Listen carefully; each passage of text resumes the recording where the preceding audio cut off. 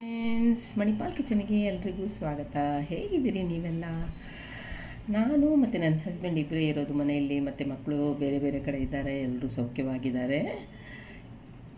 ಯಾವಾಗಲೂ ಹಾಗೆ ಅಲ್ವಾ, 40 ವರ್ಷದಂತೆ ಮದುವೆ ಆದಾಗ ಇಬ್ಬರೇ ಇರ್ತೀವಿ, ಮತ್ತು ಮಕ್ಕಳಾಗ್ತಾರೆ. ಮಕ್ಕಳು ಒಂದು ಏಜ್ ಆದಮೇಲೆ ಪಾಪ ಸೆಟ್ಲ್ ಆಗಿಬಿಟ್ಟು ಅವರವರ ಯೋಗ್ಯತೆಗೆ ಅನುಗುಣವಾಗಿ ಕಲ್ತ್ಬಿಟ್ಟು ಕೆಲಸಕ್ಕೆ ಹೋಗ್ತಾರೆ. ಈಗ ನಾವೊಂದು ಟೈಮ್ ಪಾಸ್ಗೋಸ್ಕರ ಇದು ಸುಮ್ಮನೆ ಒಂದು ಯೂಟ್ಯೂಬ್ನಲ್ಲಿ ಕೆಲವು ರೆಸಿಪೀಸ್ ಹಾಕ್ಕೊಳೋಣ. ನಾವು ಹೋದ್ಮೇಲೆ ಕೂಡ ಇದಕ್ಕೆ ಒಂದು ಪ್ರಾಮುಖ್ಯತೆ ಇರ್ತದೆ ಅಂತಂದ್ಬಿಟ್ಟು ಇವತ್ತಿನ ರೆಸಿಪಿ ಯಾವುದಪ್ಪ ಅಂತಂದರೆ, ಒಂದು ಪುದೀನ ಹಾಕ್ಬಿಟ್ಟು, ಪುದೀನದು ಫ್ಲೇವರ್ ಇರುವಂತಹ ಅವಲಕ್ಕಿದು ಚೂಡ ಹುರಿದುಬಿಟ್ಟು ಎಣ್ಣೆಲಿ ಹಾಕಿ ಕರೆದುಬಿಟ್ಟು ಅಲ್ಲ.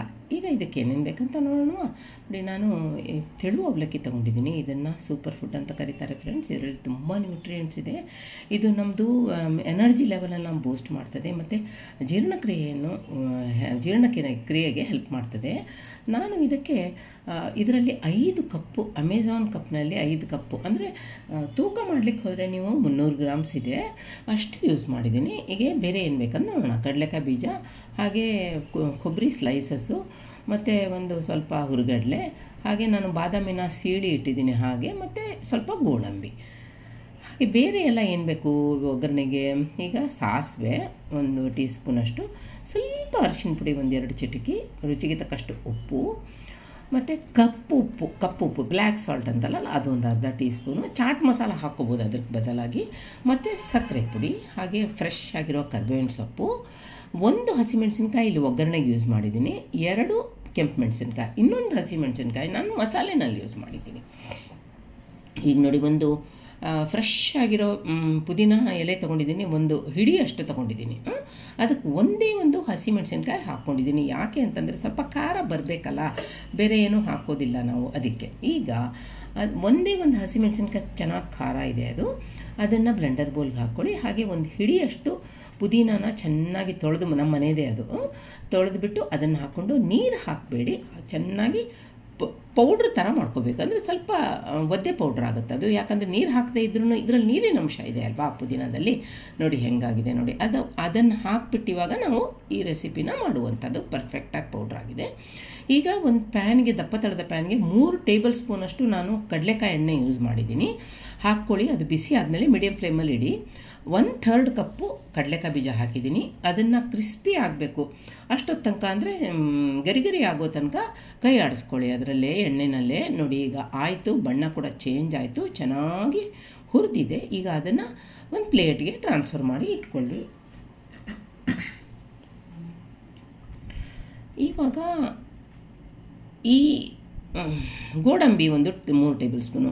ಕೆಲವು ಮಕ್ಕಳು ಏನು ಮಾಡ್ತಾರೆ ಅಂದರೆ ಯಾವುದೂ ಡ್ರೈ ಫ್ರೂಟ್ಸ್ ತಿನ್ನೋದಿಲ್ಲ, ಬಟ್ ಇಂಥದ್ದೆಲ್ಲ ಮಾಡಿಕೊಟ್ರೆ ಇದಕ್ಕೆ ಉಪ್ಪು, ಖಾರ, ಹುಳಿ, ಸಿಹಿ ಎಲ್ಲ ತಾಗತ್ತಲ್ವ, ಇದು ಮಜವಾಗಿ ತಿಂತಾರೆ. ಅದರಿಂದ ನಾನು ಈ ಆಲೋಚನೆ ಮಾಡಿದೆ. ಕ್ಯಾಶ್ಯೂಸ್ ಇದೆಲ್ಲ, ಇದು ಲೋ ಇನ್ ಶುಗರ್ ಮತ್ತು ಹಾರ್ಟ್ ಫ್ರೆಂಡ್ಲಿ ಇದು ಕ್ಯಾಶ್ಯೂಸ್ ಅಂದರೆ ಗೋಡಂಬಿ. ಇದು ಹುರಿದಾಯ್ತು. ಇವಾಗ ಅದೇ ಪ್ಲೇಟ್ಗೆ ಹಾಕ್ಕೊಳ್ತಾ ಇದ್ದೀನಿ. ನೋಡಿ, ನಾವು ಬೇರೆ ಥರ ಮಾಡ್ತೀವಲ್ಲ ನಾರ್ಮಲ್ ಆಗಿ ಅವಲಕ್ಕಿ ಚೂಡು, ನಾನಿವತ್ತು ಪುದೀನ ಆರೋಗ್ಯಕ್ಕೆ ತುಂಬ ಒಳ್ಳೆಯದು ಅಲ್ವಾ, ಅದರಿಂದ ನಾನು ಪುದೀನದು ಮಾಡೋಣ ಅಂತ ಎಣಿಸ್ಬಿಟ್ಟು ಇದನ್ನು ಮಾಡಿದ್ದೀನಿ. ಈಗ ಬಾದಾಮಿ ಹಾಕ್ಕೊಂಡು ಹಾಗೆ ಹುರಿದಿ. ಇದರಲ್ಲಿರೋದು ಹೆಲ್ದಿ ಫ್ಯಾಟು. ಇದು ನಮ್ಮದು ಬಾಡಿ ವೆಯ್ಟ್, ಅಂದರೆ ತೂಕನೂ ಮ್ಯಾನೇಜ್ ಮಾಡುತ್ತೆ, BP ಮ್ಯಾನೇಜ್ ಮಾಡುತ್ತೆ. ಇದರಲ್ಲಿ ತುಂಬ ಮಿನರಲ್ಸು, ವಿಟಮಿನ್ಸು, ಆ್ಯಂಟಿ ಆಕ್ಸಿಡೆಂಟ್ಸ್ ಇದೆ ಫ್ರೆಂಡ್ಸ್. ಇದು ನೋಡಿ ಕ್ರಿಸ್ಪಿ ಆಯಿತು. ಕಲರ್ ಸ್ವಲ್ಪ ಚೇಂಜ್ ಆದರೆ ಸಾಕು, ತುಂಬ ಇದು ಮಾಡಬಾರ್ದು. ಇದರಲ್ಲಿ ತುಂಬ ವಿಟಮಿನ್ ಇ ಇದೆ. ವಿಟಮಿನ್ ಇ ನಮ್ಮ ದೇಹಕ್ಕೆ ಯಾವತ್ತೂ ಬೇಕು. ಈಗ ಹುರಿದಿರುವಂಥ ಬಾದಾಮಿನ ಅದೇ ಪ್ಲೇಟ್ಗೆ ಹಾಕೋತಾ ಇದ್ದೀನಿ. ಈಗ ಉಳಿದಿರೋ ಅದೇ ಎಣ್ಣೆಗೆ ನಾವು ಕಟ್ ಮಾಡಿಟ್ಟಿರುವಂಥ ಅಥವಾ ಸ್ಲೈಸ್ ಮಾಡಿರುವಂಥ ಕೊಬ್ಬರಿನ ಹಾಕ್ಕೊಳ್ಳಿ. 3 ಟೇಬಲ್ ಸ್ಪೂನಷ್ಟು ಹಾಕಿದ್ದೀನಿ. ಅದನ್ನು ಚೆನ್ನಾಗಿ ಕೈ ಆಡಿಸ್ಕೊಳ್ಳಿ. ಕೋಪ್ರ ಇದೆಯಲ್ಲ ಕೊಬ್ಬರಿ, ನಮ್ಮ ಬ್ರೈನ್ ಫಂಕ್ಷನ್ಗೆ ತುಂಬ ಒಳ್ಳೆಯದು. ಇದು ಯೂರಿನರಿ ಟ್ರ್ಯಾಕ್ಟ್ ಇನ್ಫೆಕ್ಷನ್ ಆಗದೇ ಇರೋ ಹಾಗೆ ಮಾಡುತ್ತೆ, ಮತ್ತು ನಮ್ಮದು ಬ್ಲಡ್ ಕೊಲೆಸ್ಟ್ರಾಲು, ಕೆಟ್ಟ ಕೊಲೆಸ್ಟ್ರಾಲನ್ನು ತೆಗೆದು ಒಳ್ಳೆ ಕೊಲೆಸ್ಟ್ರಾಲ್ನ ಜಾಸ್ತಿ ಮಾಡ್ತದೆ. ಈಗ ನೋಡಿ, ಅದು ಚೆನ್ನಾಗಿ ಫ್ರೈ ಆಯಿತು, ಅದ್ರ ಕಲರ್ ಚೇಂಜ್ ಆಯಿತು, ಮತ್ತು ಗರಿ ಆಯಿತು ಕೊಬ್ಬರಿ. ಅದನ್ನು ಸಹ ಅದೇ ಪ್ಲೇಟಿಗೆ ಟ್ರಾನ್ಸ್ಫರ್ ಮಾಡ್ತಾ ಇದ್ದೀನಿ. ಈಗ ನೋಡಿ, ಹುರ್ಗಡ್ಲೆ ಜಸ್ಟ್ ಎಣ್ಣೆಲಿ ಹಾಕ್ಬಿಟ್ಟು ತೆಗೆದುಬಿಟ್ರೆ ಸಾಕು ಅಷ್ಟೇನೆ. ಯಾಕಂದರೆ ಹುರ್ಗಡ್ಲೆ ಮನೇಲಿ ತಂದಿಟ್ಟರೆ ಎಷ್ಟಂದ್ರೂ ಸ್ವಲ್ಪ ಮೆದುವಾಗಿರುತ್ತಲ್ವಾ, ಅದರಿಂದ ಇವಾಗ ಇರೋ ಎಣ್ಣೆನಲ್ಲೇ ಕರಿಯೋದು. ಸ್ವಿಚ್ ಆಫ್ ಮಾಡಿಬಿಟ್ಟು ಕರೆದ್ರೂ ನಡೆಯುತ್ತದೆ. ಯಾಕಂದರೆ ಸುಮ್ಮನೆ ಒಂದ್ಸತಿ ಕೈ ಆಡಿಸ್ಬಿಟ್ಟು ತೆಗೆದುಬಿಡೋದು ಅಷ್ಟೇ. ಇವು ಹುರಿಗಡ್ಲೆ ಇದೆಯಲ್ಲ ತುಂಬ ಫ್ಯಾಟ್, ಲೋ ಇನ್ ಫ್ಯಾಟ್ ಇದು. ಇದರಲ್ಲಿ ತುಂಬ ಫೈಬರ್ ಇದೆ. ಆರೋಗ್ಯಕ್ಕೆ ಹುರಿಗಡ್ಲೆ ತುಂಬ ಒಳ್ಳೆಯದು. ಇದನ್ನು ಅದೇ ಪ್ಲೇಟ್ಗೆ ಟ್ರಾನ್ಸ್ಫರ್ ಮಾಡ್ಕೊಳ್ಳಿ. ಒಂದೇ ಪ್ಲೇಟ್ನಲ್ಲಿ ಹುರಿದಿರೋದೆಲ್ಲ ಡ್ರೈ ಫ್ರೂಟ್ಸ್ ಇಟ್ಟರೆ ನಮ್ಗೆ ಆಮೇಲಿಂದ ಹಾಕ್ಕೊಳ್ಳೋಕೆ ಸುಲಭ ಆಗುತ್ತಲ್ಲ, ಅದರಲ್ಲಿ ಒಂದೇ ಸತಿ ಸುರಿದ್ಬಿಡ್ಬೋದು ಅಲ್ವಾ. ಇವಾಗ ಅದೇ ಎಣ್ಣೆ ಮತ್ತು ಅದಕ್ಕೆ ಎಕ್ಸ್ಟ್ರಾ ಎಣ್ಣೆ ಏನೂ ಹಾಕೋದಿಲ್ಲ. ಈಗ ಅದು ಸ್ವಲ್ಪ ಬಿಸಿ ಆಗ್ಲಿಕ್ಕೆ ಬಿಸಿ ಆದ ತಕ್ಷಣ ಅದಕ್ಕೆ 1 ಟೀ ಸ್ಪೂನು ಸಾಸಿವೆ ಕಾಳು ಹಾಕಿ. ನೋಡಿ ಆಲ್ರೆಡಿ ಸಿಡಿತಾನೇ ಇದೆ ನೋಡಿ, ಕಾದಿದ್ದ ಎಣ್ಣೆ ಅಲ್ವಾ. ಈಗ ಅದಕ್ಕೆ ಪ್ರೋಟೋಕಾಲ್ ಇದು, ಕೆಂಪು ಮೆಣಸಿನ್ಕಾಯಿ ಪೀಸಸ್ಸು ಬ್ಯಾಡ್ಗೆ ಹಾಕಿದ್ದೀನಿ, 1 ಮೆಣಸಿನ್ಕಾಯಿ ಮುರಿದ್ಬಿಟ್ಟು ಹಾಕಿದ್ದೀನಿ. 1 ಹಸಿಮೆಣಸಿನ್ಕಾಯಿ ಭಾಗ ಮಾಡಿ ಹಾಕಿದ್ದೀನಿ. ಯಾಕಂದರೆ ಅದರಲ್ಲೇ 2 ಹಾಕ್ಬಿಟ್ರೆ ತುಂಬ ಖಾರ ಆಗೋದು ಬೇಡ ಅಂತ. ಇದರಲ್ಲಿ ತುಂಬ ಖಾರ ಬಿಡೋದಿಲ್ಲ ಅಲ್ವಾ, ಇದರಲ್ಲಿ ಮಸಾಲೆನಲ್ಲಿ ಬಿಡುತ್ತೆ. ಹಾಗೆ ಫ್ರೆಶ್ ಕರ್ಬೇವಿನ ಸೊಪ್ಪು ಯಥೇಷ್ಟ ಹಾಕ್ಕೊಳ್ಳಿ, ಎಷ್ಟು ಬೇಕೋ ಅಷ್ಟು ಹಾಕ್ಕೋಬೋದು. ಎಣ್ಣೆನಲ್ಲಿ ಹೇಗೂ ಹುರಿದು ಬಂದುಬಿಟ್ಟು ಗರ್ಗರಿ ಆಗುತ್ತೆ. ಒಂದು ಚಿಟಿಕಿ 2 ಚಿಟಿಕಿ ಅರಿಶಿನ ಪುಡಿ ಇದು ಹಾಕಲೇಬೇಕಲ್ವಾ ಯಾವುದಕ್ಕೂ ನಮ್ಮದು ಇದರಲ್ಲಿ ಸೌತ್ ಇಂಡಿಯನ್ ಡಿಶಸ್ಸಲ್ಲಿ. ಹಾಗೆ ಸ್ವಲ್ಪ ಇಂಗು ಪೌಡ್ರು 2 ಚಿಟಿಕೆ ಹಾಕ್ಕೊಳ್ಳಿ ಮತ್ತು ಚೆನ್ನಾಗಿ ಕೈ ಆಡಿಸ್ಕೊಳ್ಳಿ. ಕರ್ಬೇವಿನ ಸೊಪ್ಪೆಲ್ಲ ಚೆನ್ನಾಗಿ ಗರ್ಗರಿ ಆಗಲೇ ಆಲ್ರೆಡಿ ಆಗಿರುತ್ತೆ ಅದು. ಈಗ ನಾವು ಇದ್ರದ್ದು ಪುದೀನ ಪೇಸ್ಟ್ ಮಾಡಿಟ್ಟಿದ್ದೀವಲ್ಲ ಪೌಡ್ರು, ಅದನ್ನು ಹಾಕ್ಕೊಳ್ಳಿ.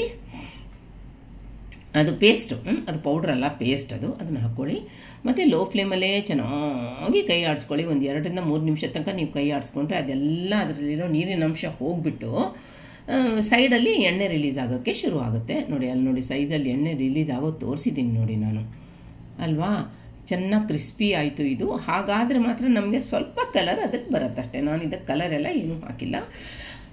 ಪೇಪರ್ ಅವಲಕ್ಕಿ 5 ಕಪ್ಪು ನಾನು ಆವಾಗಲೇ ತೆಗೆದಿಟ್ಟಿದ್ನಲ್ಲ ನೋಡಿ, ಮನೇಲಿ ತಂದು ಅದು ಮೆದು ಆಗಿಬಿಟ್ರೆ ಸ್ವಲ್ಪ ಗರ್ಗರಿ ಆಗೋಕ್ಕೆ ಹುರ್ಕೋಬೋದು. ನಾನು ಬಿಸಿಲಲ್ಲಿಟ್ಟು ಅದನ್ನು ಗರ್ಗರಿ ಮಾಡಿದ್ದೆ. ಹಾಗೆ ಇದಕ್ಕೆ ಸಕ್ಕರೆ ಪುಡಿ ಹಾಕಿ ನಿಮ್ಮ ಅಳತೆಗೆ ನಾನು 1 ಟೀ ಸ್ಪೂನ್ ಹಾಕಿದ್ದೀನಿ, ಸಾಕಾಯಿತು.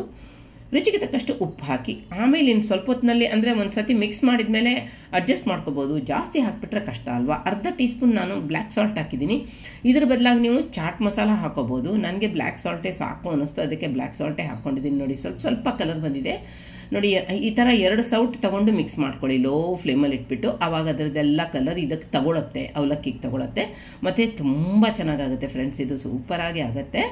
ಈಗ ಒಂದು ಕೆಲಸ ಮಾಡಿ, ಇದು ಹುರಿದಿದ್ದೆಲ್ಲ ಡ್ರೈ ಫ್ರೂಟ್ಸ್ ಇದೆಯಲ್ಲ ಅಂದರೆ ಎಣ್ಣೆಲಿ ಹುರ್ಕೊಂಡಿದ್ದು ಅದನ್ನು ಪೂರ್ತಿ ಹಾಕ್ಕೊಂಡು ಇನ್ನೊಂದು ಸತಿ ಮಿಕ್ಸ್ ಮಾಡಿ. ಆವಾಗ ಆ ಎಣ್ಣೆ ಅಂಶ ಇರುತ್ತಲ್ಲ ಅದರಲ್ಲಿ ಎಷ್ಟಂದ್ರೂ ಆವಾಗ ಇದ್ರ ಕಲರು ಚೇಂಜ್ ಆಗುತ್ತೆ. ಮತ್ತು ಹಿಟ್ಟಲ್ಲಿ ಕಲರ್ ಚೇಂಜ್ ಆಗಿಬಿಡುತ್ತೆ ಇದರದ್ದು.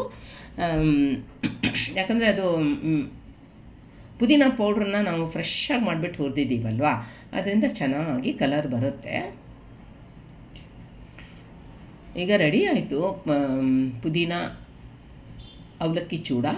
ಇದನ್ನು ಸಾಯಂಕಾಲ ಹೊತ್ತು ಮಕ್ಕಳು ಪಾಪ ಸ್ಕೂಲಿಂದ ಬಂದಾಗ ನೋಡಿ ಇವಾಗ ರೆಡಿ ಆಗಿದೆ. ಇದನ್ನೇನು ಮಾಡ್ಬೋದು ಅಂತಂದರೆ ನಾವು 2 ಥರ ಸರ್ವ್ ಮಾಡ್ತೀವಿ ಫ್ರೆಂಡ್ಸ್. ಇದನ್ನು ಸ್ವಲ್ಪ ಕೊತ್ತಂಬರಿ ಸೊಪ್ಪು ಮತ್ತು ನೀರುಳ್ಳಿ ಕಟ್ ಮಾಡಿ ಅದಕ್ಕೆ ಟಾಪ್ ಮಾಡಿಬಿಟ್ಟು ತುಂಬಾ ಚೆನ್ನಾಗಿರುತ್ತೆ. ಕೆಲವರು ಲಿಂಬೆಹಣ್ಣು ಹಿಂಡ್ತಾರೆ.